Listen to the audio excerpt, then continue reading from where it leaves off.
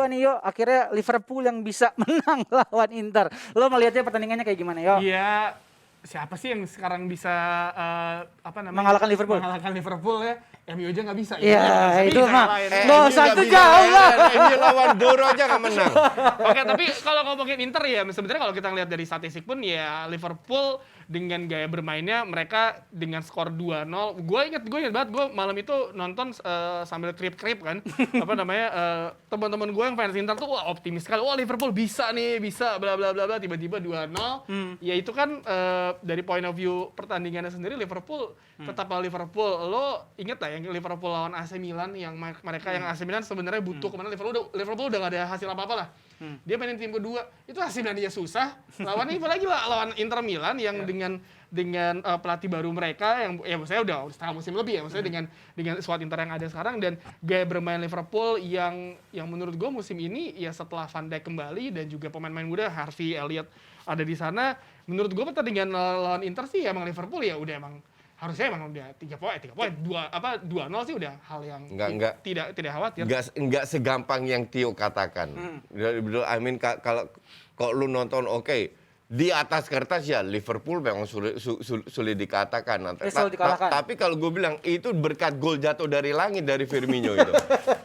Tidak ada indikasi sama sekali. Di babak kedua dari awal Inter ngegas langsung. 15-20 menit Inter menguasai pertandingan. Mereka lebih dapat banyak peluang. Tapi ya seperti di Serie A finishingnya jelek. Tapi kan sebelumnya kalau kata Coach sempat bilang kalau gua nggak salah pas lihat di DPI atau di channel DPI ya. Kalau Coach bilang Inter sebenarnya juga absolutely mungkin tidak bisa menembus Liverpool. Ya belum bisa mampu. Cuman sambil bisa ditahan sampai pertengahan babak kedua akhirnya dengan Kloppnya juga pergantian pemainnya juga cukup jeli. Akhirnya tetap Liverpool yang menang. Kan ini berarti perang taktik Coach atau gimana? Gue tidak lihat pergantian Liverpool cukup jeli. Liverpool nggak punya pilihan. Lu mau pilih siapa? Itu? Emang bench Liverpool sehebat apa?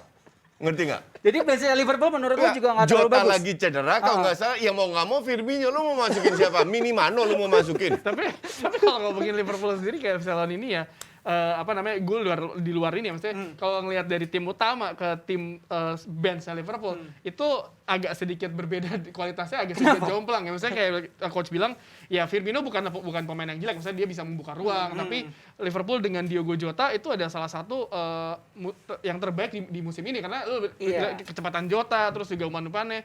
Tapi memang lawan Inter Milan sendiri ya benar kata coach bahwa Inter Milan kita bisa bilang mainnya dibilang jelek juga enggak, dibilang justru main jelek, melebihi ekspektasi gue Inter Milan. Ya. Dan harusnya kalau gue pribadi ya itu harusnya enggak 2-0 lah, 1-0 dan di leg kedua harusnya Inter bisa ngejar. Bahkan gue bilang kalau mereka lebih punya killer, the problem mereka nggak punya seorang Salah.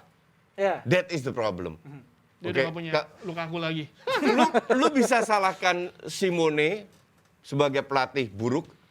Kalau mereka nggak create chances, they create many chances. Tapi setengah peluang ini tidak menjadi peluang. Kalau lu lihat di statistik, that's why data itu bullshit. Shotnya itu lebih banyak Liverpool. Tapi kalau lu nonton pertandingan, banyak sekali setengah peluang yang dari Inter itu tidak menjadi peluang. Kenapa Coach? Karena salah passing, karena salah positioning, karena kehilangan bola, karena salah timing. Ngerti nggak? Berarti kan kalau misalnya lu bilang lebih ekspektasi tapi kenyataan di lapangan seperti itu, berarti agak kontradiktif dong Coach yang tadi lu bilang. Enggak, bukan kontradiktif. Berarti data tidak mencerminkan berjalannya pertandingan. Baik, oke. Loh, kalau lu baca data, Liverpool shotnya lebih bagus. Harusnya lebih bahaya Liverpool dong. Padahal nggak sama sekali. Lu kalau shots itu kan bisa ke atas, bisa ke bawah. Shot ke kiper pun bisa nggak bahaya kan? Iya. Ngerti nggak? Nah, peluang Inter di depan gawang itu banyak yang bahaya. Cuman gagal karena salah touch, salah ini, salah itu. Padahal kalau sedikit touch-nya atau dipoles dikit passing-nya nggak kejauhan atau itu momen yang berbahaya itu lebih banyak Inter daripada. Maka dari itu gue bilang gol ini jatuh dari langit. Kenapa nggak jatuh dari gol pertama ya? Kenapa nggak jatuh dari langit? Karena tidak ada momen sama sekali yang orang penonton, gue penonton netral. yang penonton berharap, oh ini dikit lagi full akan cetak gol nih. Enggak. Enggak. Gol. Yang ada Inter yang akan cetak gol. Ternyata itulah juga indahnya sepak bola. Nggak bisa diprediksi. Oke, kalau dari Tio sendiri yuk, lo ngelihat ketika memang Liverpool bisa cetak 2 gol kan dari pergantian pemain meskipun ya pemain cadangannya sama pemain utamanya juga beda jauh. Cuman menurut lo itu bisa jadi parameter, oh anginnya berubah nih. Jadi Liverpool yang punya banyak peluang akhirnya bisa bikin gol juga.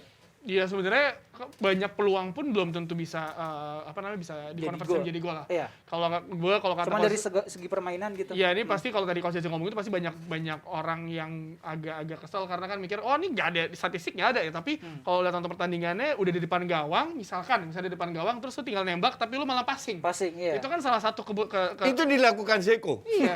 Lu di depan gawang, lu harusnya lu menembak langsung ke gawang, Lu nembak passing. pressing lah, tapi lu dicop. Itu kan salah satu hal yang kita nggak bisa mengerti dan gue yakin Simone Inzaghi pun juga mikir kayak anjing nih pemain gue goblok-goblok banget nih, kenapa sih? Lu tinggal nendang doang masih gitu maksud gue. Kalau kayak gitu, nah kalau ngomongin Liverpool sendiri kan Klopp itu pasti dia melihat bagaimana jalannya pertandingan babak kedua nih, salahnya dari Inter apa dan momentum tuh ada di Liverpool saat itu kan. Liverpool berapa kali deh misalnya kita lihat musim lalu gue inget banget ketika Liverpool lawan Aston Villa, lawan siapa. Sampai menit 92 meski 0-0 tiba-tiba menit 93 dia nyetak gol. Gak ada angin, gak ada apa. Itu kan kayak lu sesuatu hal yang kayak oh ya udah Liverpool banget aja, tiba-tiba lu memanfaatkan satu kesalahan yang mungkin orang ngeliatnya minor dari lawannya, tiba-tiba jadi gol. Gue nggak tahu yang man of the match siapa ya, tapi harusnya itu Alisson. Iya.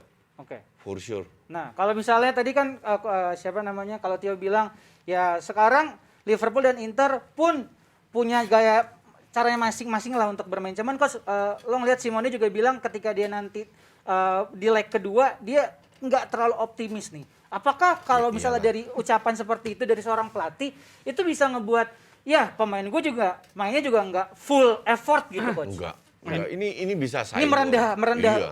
Gue sering melakukan itu. Ingatlah seorang pelatih namanya Itu Diego Cywar. Simeone dengan Atletico Madrid, bagaimana kelakuan dia di Anfield kan, yang akhirnya bisa bawa Atletico menang lawan Liverpool. Nggak ada yang nggak mungkin, tapi memang ya main di Anfield kan dengan sekarang stadion udah full lagi kan, ambience gitu. Tapi kalau Inter bermain seperti kemarin, tapi finishing dan juga pemikiran dari para pemain-pemain itu lebih jelas, lebih masuk akal. Ya, gue sih AC berharap Milan bisa cetak 2 gol di Anfield loh. Iya. Jadi memang ya Tololnya kebobolan 3 aja kan. Jadi memang I mean Liverpool ini bagus, hebat. Cuman bukan tim yang nggak bisa kebobolan juga. ngerti Cuman nggak? sekarang sedikit coach sebelum kita pindah topiknya, menurut sekarang trennya Liverpool lagi naik atau lagi Naik, turun nih? naik. Lagi naik bukan Iya. lagi turun. 2 kali Naik. match kemarin juga ya biasa aja mainnya. Kalau dari Liverpool is Liverpool. Oke. Lu tidak harus menang main Gede. bagus terus. Main bagus ya. Tapi they have the mentality untuk memenangkan. Lawan Burnley terakhir emang bagus, kagak ada bagus-bagusnya. 90 menit. teman-teman gue yang fans Liverpool bilang ugly win, marah-marah. ugly win.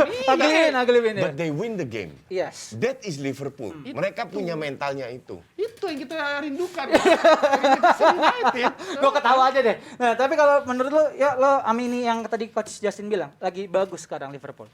Siap tim kan pasti ada fase buruk, fase ininya. Chelsea berapa Kalau buruk kayak MU terus ya. Oke, ya, lanjut. cuma MU jadi 2013. Chelsea kita lihat beberapa pekan lalu sebelum dia Piala Dunia Antar Klub itu kan trennya menurun. Oke. Imbang, terus sampai akhirnya dia bisa positif lagi. Semua tim pasti seperti itu lah. Jadi kalau dibilang naik ya sekarang bulan Februari Maret ini bulan-bulan krusial bagi setiap tim apalagi di liga ya. Bagi MU. MU mah udah kagak ada penting-pentingnya, udah. Ya udah, oke. Jadi menurut berarti gimana Inter sama Liverpool kemarin silakan taruh di kolom komentar. Kita akan pindah ke IPL nih. Yang pengen bahas MU, kayaknya